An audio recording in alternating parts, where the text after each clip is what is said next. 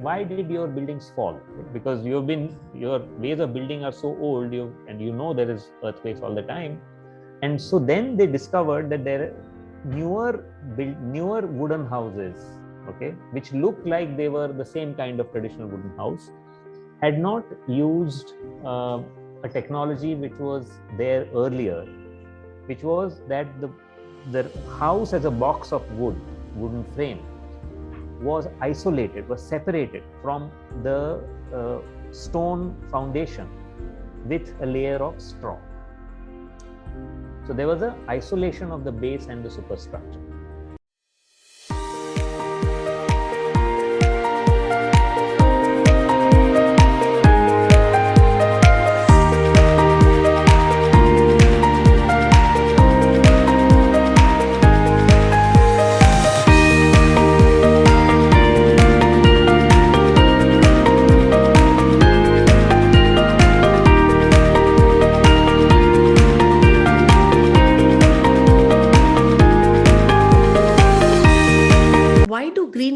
Cost more than traditional buildings? There's one question here. Well, they don't necessarily cost more than traditional buildings. That's and in fact, so that's what I mentioned, that in the West, there is, first thing, whenever you hear a discussion about buildings, unfortunately, opinions that come from the West that may hold true for the West get mixed with opinions that are more specific to our context or your own particular micro context, and then we just treat all of them as if they are the same. So they are not. Also, as I said, if you really, what is the most sustainable building? That is the cave, right? You have changed nothing. So the more sustainable, genuinely sustainable you are, the cheaper it's going to be. Which is why I began with the example of Laurie Baker, who built buildings at 1/3, half the cost. And that was because he was using much less material which kept energy consumption low. And especially he was very conscious in the 70s of actually not using material that needed fossil energy or oil for production, because of the fact that we are an energy poor country. So there are those levels also. So if you start simple, you have a naturally ventilated house, you build it in the simplest technology that it's possible for you, while taking into account say maintenance and other costs. There's no reason why it should be more expensive than say the building as usual. And there will be times when it will be more expensive, maybe 10 or 15% more expensive to actually build it. But in many cases, if it is, it's been shown that if you build intelligently, you will save so much on running costs. Okay, that there are buildings which are very high tech sort of buildings, pharmaceutical labs. The Torrent pharmaceutical lab building in Ahmedabad, which was designed with passive downdraft ventilation, exactly the way I showed you two buildings by Vinod Gupta and Surya Patani. And this was designed in the 90s. Not only, and if you look at photographs, it looks like a nice corporate building, okay, white plastered and typical. And yet, because of the way it is designed, without air conditioning, okay, it gets better air quality inside. A, B, what it saved, the extra cost of building in the way it did was repaid in terms of saved electricity bills in 1 year, and the cost of the building itself was covered in the savings in 15 years from air conditioning alone. Right? Wow. So there are these ways in which you have to think of this question. So there's Mr. Raghava Gopala Shetty. Thank you, sir, for this inspiring presentation. In the course of your presentation, you use the terminologies remote landscape, conserving landscape, and straw isolators in Kashmir. Can you please briefly explain these terms? Yeah. What I meant by remote, when I talked of remote landscape, I meant that whenever you are using material that any building material has been mined from somewhere. Even wood has been cut from the forest, right? And that forest is, if you're building in wood, which is actually in principle, it should be the most sustainable material because it's renewable. It is not so simple, of course, but even with wood, you will cut it from somewhere else. You will cut a forest, and that forest will be somewhere else. Or if you were to quarry stone, you will quarry it not necessarily from your site, from somewhere else, which means that remote landscape, it may be just outside your town, it may be 6,000 kilometers away, it's a remote landscape, you have tampered with it. It has, that stone has come to you as a result of the destruction of a landscape which is not the landscape you are living in. So that is what I mean by remote landscapes. Conserving landscape is an example I gave, was of the ASA building in Bhopal, where they kept the ground floor not cemented up completely. They kept it so that water from the waterlogged surroundings, formerly agricultural black cotton soil all around, continues to hold here and seeps down. So that is one example of actually building in a landscape, but also conserving it to some extent. And what you're conserving there particularly is the flows of water going into the earth, because that flow is important for you. That flow is making sure that the water table, which is dangerously depleted all over the country because there is no real regulation of it. So that is a way in which you are conserving the capacity also of the landscape to give you the water you need.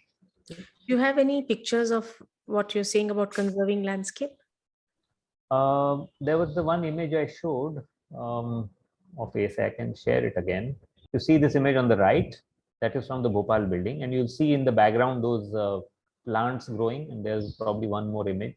So you see the image on the bottom right, that is that building where the cotton soil is what it was. You have not taken it out. You've allowed your growing things in it, and you're also letting the water go in. I have not been to this building yet, so I don't know it that well. Is it more like our courtyard houses we had in the olden days, the Mandwa houses? Well, your courtyard houses have mud typically, right? Unless they are paved. Some of them may be paved in some cases, but that is better than what we typically do, which is completely pave it over and create just an outdoor room really. But this is between that and a raw natural landscape that you first saw before you started building on it. Okay. And straw isolators? So that was a story I didn't tell because I didn't have time. Basically, Hunarshala, when they after they built, after they did a very successful participatory rehab rehousing effort in Bhuj after the earthquake, they became well known for these processes. And then the Kashmir earthquake happened in 2005.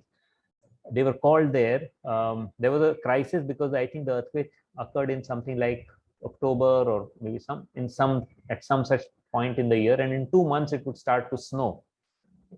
And the administration was acutely aware that people would be exposed. There was no homes, right, to the cold, and it would be a disaster. So they had kept a forest on standby because PWD etc. thought that you can only build in wood. Okay, and so special clearance to cut a forest was there, and everything was in place so that it would be built with wood. When Hunarshala was called, they went in. They had their way of starting is to go into the community and get hold of the oldest traditional masons, but also speak to the community. They ask the community, why did your buildings fall? Because your ways of building are so old, and there is earthquakes all the time. And so then they discovered that there are newer wooden houses, okay, which looked like they were the same kind of traditional wooden house, had not used a technology which was there earlier, which was that the house as a box of wooden frame was isolated, was separated from the stone foundation with a layer of straw. So there was an isolation of the base and the superstructure. And so this base isolation, which is, we know it as a base isolation technology because we have very, very sophisticated and very expensive base isolation devices today. But this is a traditional method where the building would move with the earthquake. Why an earthquake forces puts kind of makes buildings fall is because it buildings are designed to take these loads from up down, their own weight and all. But an earthquake does this. It moves two parts of the building like this. And when it is continuous, the building wall, when this happens, everything collapses. But when you have a layer that isolates the building, okay, like we have often with bridges today, where there are rollers, so the building can move. It may collapse and it may twist, but it won't completely fall. Okay? It may not even fall. So they learned that this was there, and then they actually found a way through community participation, and they asked the people what would be the best way of solving this problem you have of being houseless. So A, of course, they brought back that technology, speaking to older carpenters, etc. And B, independently, they talked to people and asked for their solutions to this crisis of the oncoming winter. And they had a very simple solution. They said, give us the money, don't give us new houses, because we know how to rebuild this. All the material is reusable. Okay, it's a wooden construction. And they convinced the administration to not build new houses, but to actually give money, which is also an important policy decision because of fears of money being used wrongly and so on. And that went through, the administration was responsive. And as a result, people were able to build their own houses where they were, okay, rebuild them, do things that they wanted to, and build better in some senses, build back better. And also forest was saved. And you avoided the problem of exposure to the snow. So what is indoor air quality, especially in these days where people don't put ventilators and all? Sorry. Especially in these days when people don't put ventilators and all, and so many apartments coming up, how do people maintain air quality, especially when it's impacting the children's health and cold is a regular factor? So I think indoor air quality is simple, is how breathable and healthy is your air. And there are many different issues that can come in. The more we use artificial materials, and you have volatile organic compounds that are released, especially they are dangerous in closed environments, air conditioned environments. So most of our workspaces today are air conditioned, and the amount of air changes with the outside are not as many as you need. Sometimes the system is not well maintained, and so on and so forth. So A, there are those chemicals.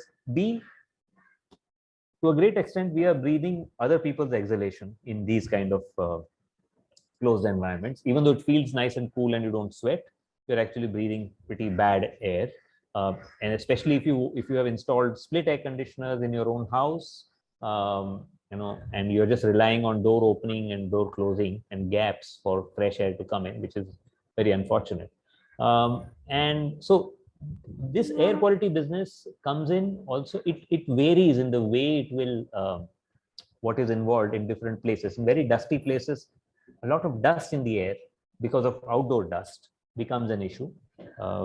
In many other, in places which are humid, you'll have, with inadequate ventilation, you'll have a lot of mold and fungus growing, which is invisible and can have serious allergies, trigger serious allergies for children particularly.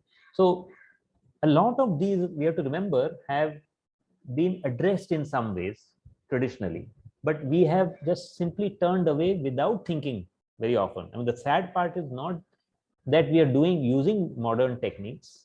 Okay, that is great but we are doing it without knowing, without examining them critically for various perversions that they bring. More of our Indian population is going and living in apartments. They have zero clue of any of this, any awareness of this, any understanding of